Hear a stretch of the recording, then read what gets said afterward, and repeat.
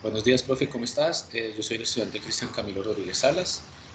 Voy a presentarte el caso pediátrico en cuanto al tema de oxigenación.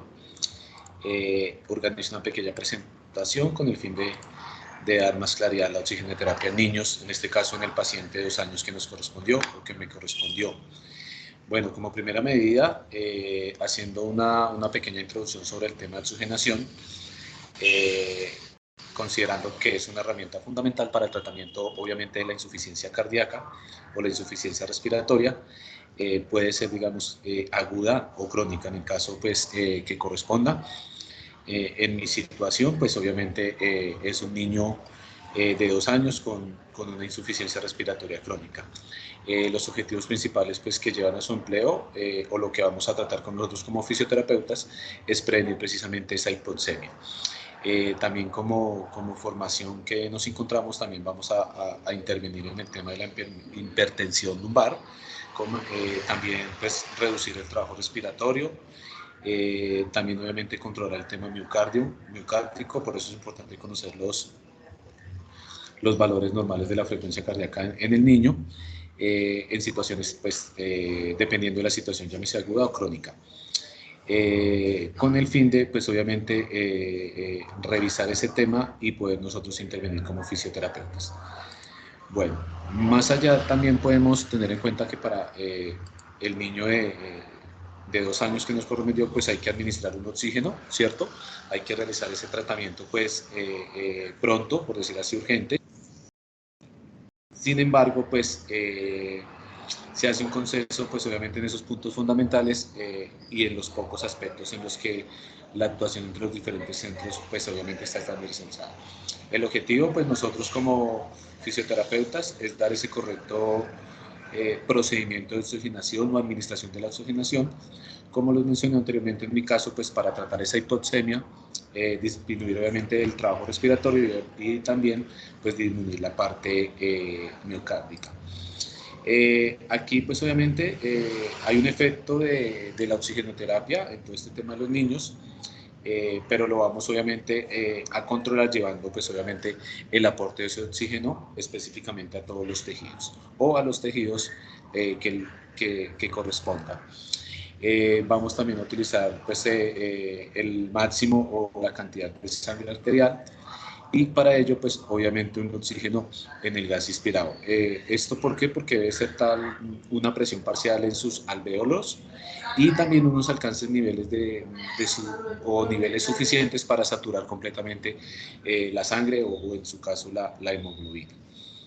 Estos efectos, pues quiero ampliar un poquito más porque pues también tiene alguna situación importante.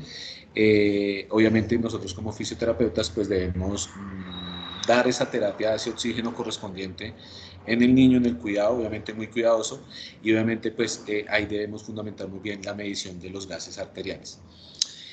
Obviamente hay un efecto directo como aumentar la presión o esa presión de oxígeno alveolar que trae consigo mismo pues esa disminución del trabajo respiratorio y nosotros podamos controlar ese efecto.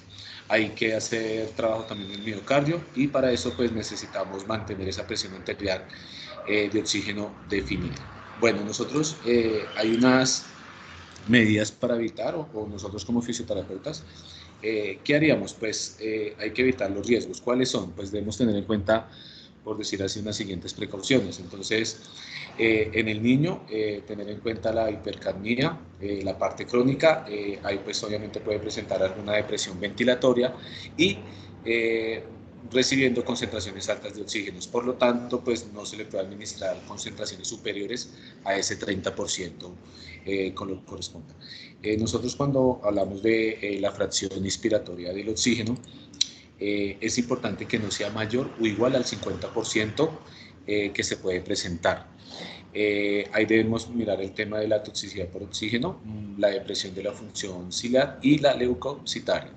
En niños prematuros, en este caso, pues muy pequeñitos, pues debemos evitar que llegue esa, por decir así, esa presión parcial de oxígeno con relación a la fracción inspirada de oxígeno, ¿sí? Que no sea, por decir así, más de 80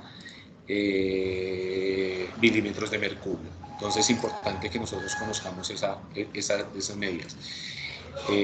Bueno, ya les hablé ahí un poquito sobre obviamente sobre la presión arterial del oxígeno, que hace obviamente asociado con la fracción expiratoria del oxígeno, como ustedes la pueden ver ahí en esa laminita.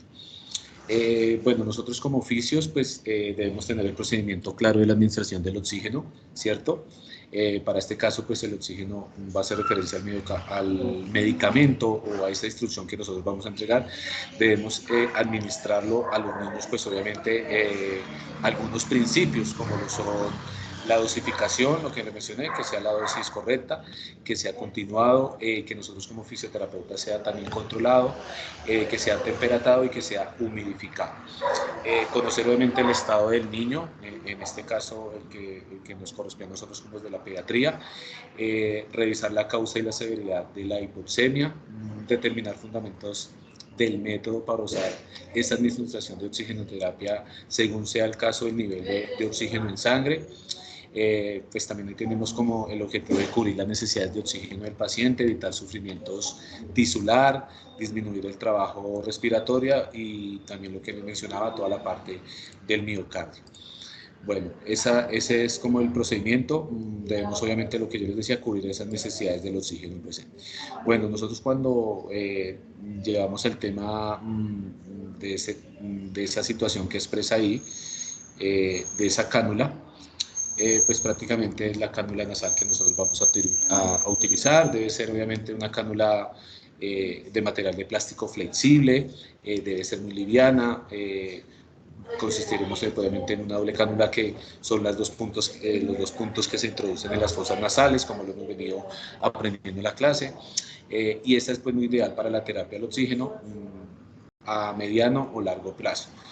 En pacientes de caso de nosotros de pediatría, pues obviamente tenemos muy en cuenta todo el tema de la fracción inspirada del oxígeno, que no es superar esos umbrales que nosotros hemos venido ya mencionado anteriormente. Bueno, esa cápsula nasal, pues ayuda, pues en este caso al niño que estamos tratando, pues a todo el tema de la displasia pulmonar. Debemos obviamente que controle muy bien todo este tema, introducirlas muy bien las cánulas sobre las fosas nasales, con el fin de poder lograr controlar ese, por decir así, ese fallo cardíaco. Listo.